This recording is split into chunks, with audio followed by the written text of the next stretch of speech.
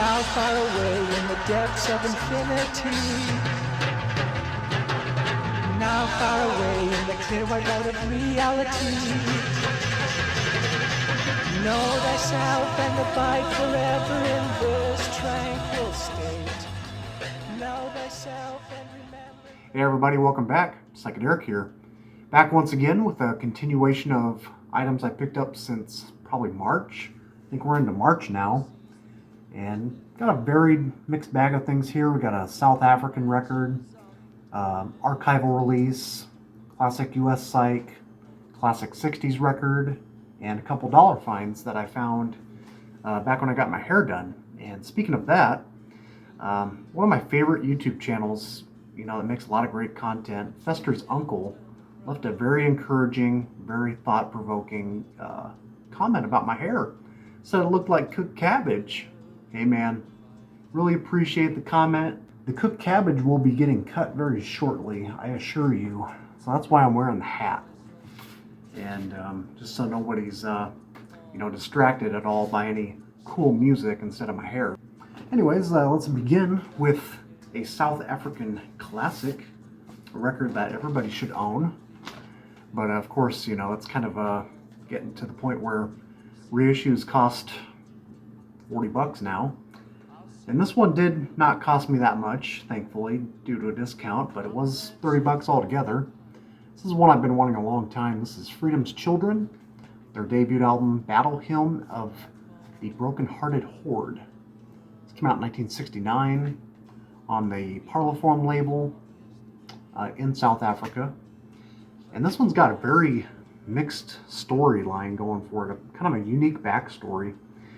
These guys started out in South Africa, and I guess the politics, the culture back then was very oppressed. It wasn't very open to this sort of letting things free. That's kind of why they came up with the name Freedom Children. I think they were originally titled Freedom Suite, but they're kind of known for their live shows before any albums came out. They had a lot of homemade light projections, and a lot of people reportedly had to have been hospitalized, I guess, due to the epilepsy that was going on. But yeah, it was a very crude live scene they would have, and for late 60s, it was kind of unheard of, especially in that location. But yeah, this is a missing vinyl release as well, and yeah, once they got signed on to, I think they got signed on to a couple labels, and then eventually Parlophone. It's kind of a mixed bag of things. There's a loose concept going throughout. Both, it's very romanticized, kind of a lost love sort of affair going on, mixed in with a lot of warfare, a lot of combat regime sort of things going on in the context. But musically though, just kind of a mixed bag of things. The label added some brass later on. There's some Baroque popness to it, a lot of harpsichord, a few string arrangements perhaps, but also kind of a hard rock thing going on as well. And certainly some psychedelic flourishes throughout that really, just the whole flow of it makes it like a journey in itself, It's pretty much narrated throughout every other track, and it even starts with a 3-minute narration. I even featured this on a recent trip, if you guys remember, the track Season. It's probably one of my favorites on here. I've listened to that track several times. It's definitely a nice kind of folk psych piece. Great vocals. I think you guys will like some of the harder rock tracks, Kafka-esque, for the title. And then Judas Queen. But there's also some softer moments, of course, too, acoustic things going on. Eclipse is a great track, 10 years ago. It's got some of those, brass sections, but they work really well. As odd as they may seem, because at this point, there's only 2 members left in the group once they kind of were trying to relocate to London, I think. Trying to, kind of fit in with some sort of culture, because there really wasn't much. I imagine this is in Johannesburg area, perhaps, South Africa. Yeah, they're just trying to make it, and I don't even think they were very accepted once they relocated either in the UK. But there was basically the narrator, which was also the bass player and singer on this record. I think it may be this fella here. I think they pasted his face on this knight in shining armor kind of photo.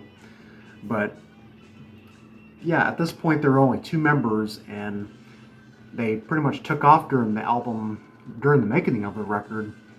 And so I'd say at least half of it is the original band, and then like maybe 75 or 25% of the record is like the record company kind of adding in their flourishes just to kind of polish it up, including like a couple Pepsi advertisements concluding both sides. So it's kind of interesting when you listen to it, and you can definitely feel the tension, sort of the cultural uproar in this record just for how it sounds, and just sort of the context of the theme as well. So very much recommend this. Yeah, of course the original, as you can imagine, is pretty damn scarce.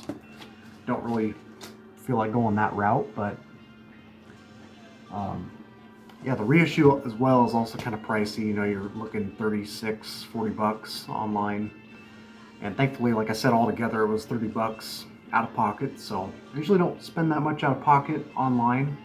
I usually spend a little bit of PayPal cash with that, but it was a nice splurge, and I'd like to pick up their other records too, especially the next one, Astra. It's kind of more of their space rock magnum opus. It's really good. Continuing on, this is a classic US psych record, you could say. At least I kind of put it in that camp. This is another reissue on Sundays. This is the Paisleys, Cosmic Mind at Play, Minnesota Pack. A lot of great groups around that area. It came out in like 1970, so a little late, but it definitely sounds more like 68. A little bit of Mandrake Memorial, kind of with that electric harpsichord throughout. It gives it that kind of flavor to it. It's kind of notable for a whole sidelong track, Musical Journey, which kind of works in pieces, I would say, in some spots. Not exactly works as a whole, but it's definitely got some interesting moments. But one of the bigger highlights on here, it's kind of notorious for having one of the most mind-bending tracks on record at this time. It's a track called Now. I'll put that in the intro. First time I heard it online, I was like, I think they're trying to get away with like copyright or something, because the whole track was swabbed. It felt like, you know, it was just every single thing you heard in the mix, the vocals, the guitar, drum and bass, everything was all warbly. But that's intentional. It's kind of one of those unique tape effects back in the day that they just kind of rigged the whole system to kind of shake at this speed, and got some interesting results. And when you hear it for its time period, I mean, 50 plus years ago, there's nothing quite like it. It's kind of unique. And supposedly this is from the master tapes, this reissue, so cool little hype sticker. I spotted an original of this in person one time in Omaha, I think back in 2016, I want to say. They were asking for like $250 at the time, which is probably a pretty good deal, but I would never, this is one of those records I probably would not pay up for. I think the Sundays reissue is kind of getting a little scarce as well, because the times I've looked it up online, it's always like $25, and then thankfully it came down to 15 on one listing, so I had to pick it up for that price. So yeah, but other styles, it's kind of your basic, you know, they got definitely some Beatles influences on here. Maybe not sound wise, but idea wise, there's some Beatle touches here, and kind of more of a psych pop thing, not too hard rock, but definitely some nice studio effects moving throughout. And it's all overall pretty cool. Just the sidelong track, you kind of have to be in the mood or let it grow on you perhaps, but overall pretty solid effort there.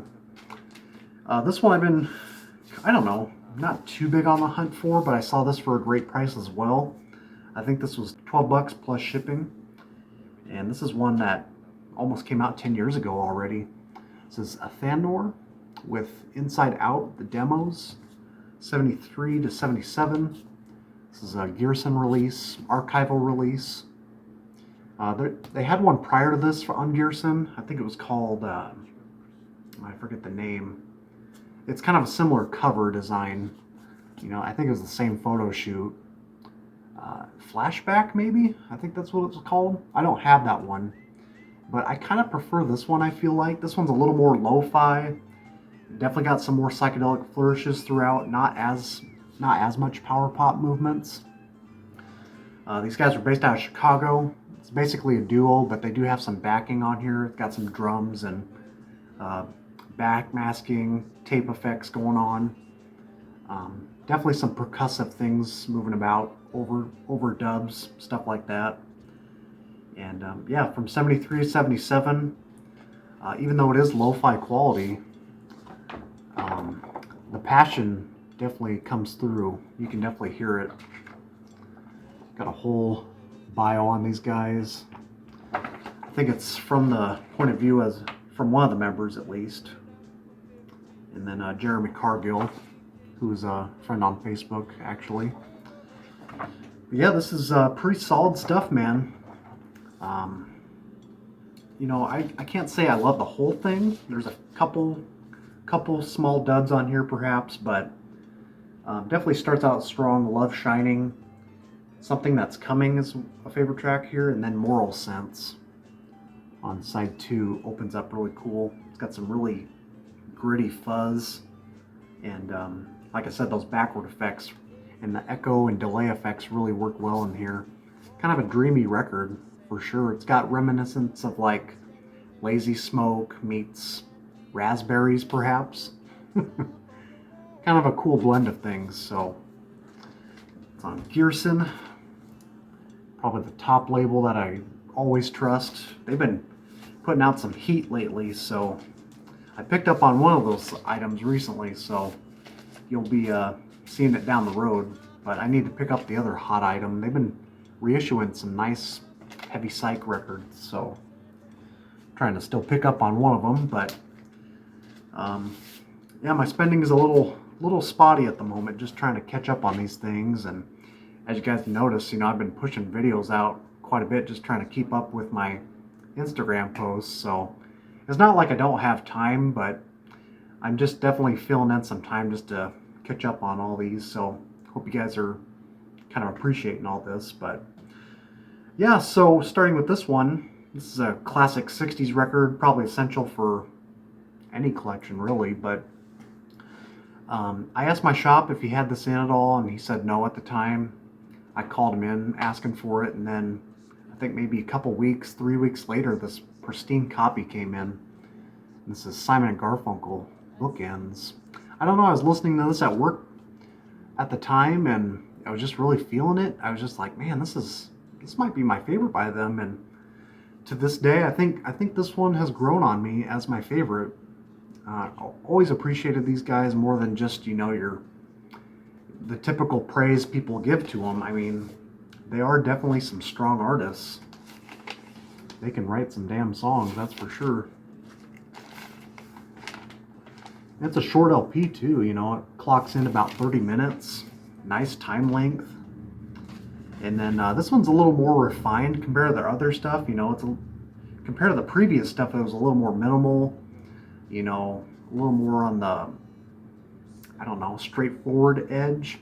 This one messes with stuff like Moog synthesizer, cool stereophonic effects, and just overall just a lot tighter, a lot more neat than their previous ones. Where perhaps the other ones were a little more stripped down. That's kind of the word I was looking for. But yeah, clean copy.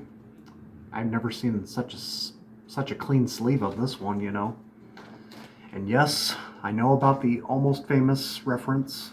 I know about it.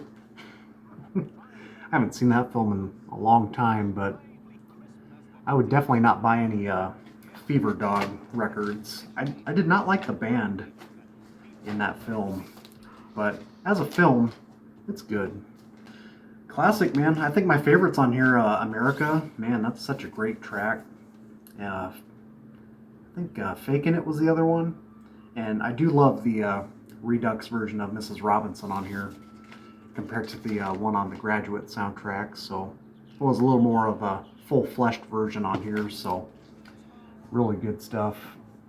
And then here's the dollar finds. So yeah, I was just kind of waiting around for the haircut. Decided I was going into this antique shop and came out with these two. I actually hadn't even spun this yet, but I had streamed this a long time ago, and I remember this being pretty good. This is Richard and Mimi Farina, Reflections in a Crystal Wind. It's on the Vanguard label. This is pretty straightforward, almost pretty pedestrian, like folk pop, but I do remember liking this. Again, I have to spin this one, but I do remember there was like a couple tracks that I was like, can't really get into that.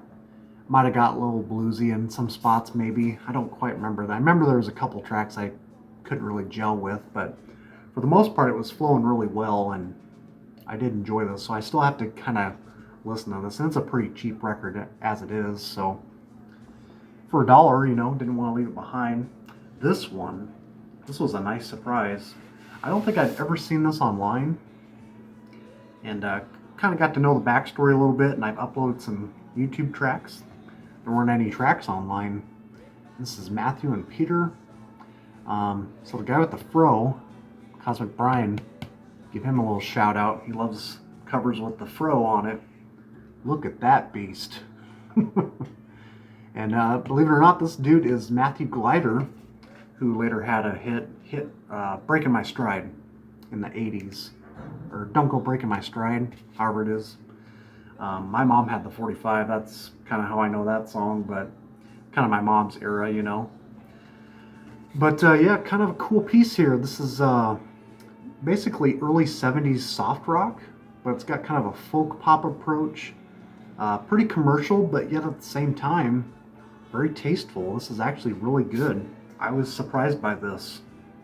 I've got some catchy hooks in here. I'm surprised they didn't. I don't think they released a single off here. If they did, it didn't go anywhere. But yeah, just their one and only record here. And these guys were from Greenwich Village.